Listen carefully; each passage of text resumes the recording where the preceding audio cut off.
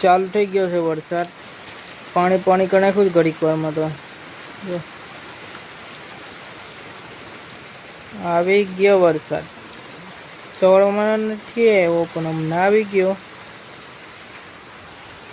વરસાદ. વરસાદ પૈસા પડે છે, બહુ વરસાદ પડે છે.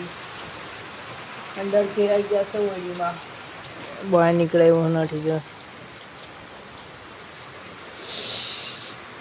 આવશે લાઈટો નહીં જી જરીક વરસાદ જાય એટલે લાઈટો પૂર દેવા જાય.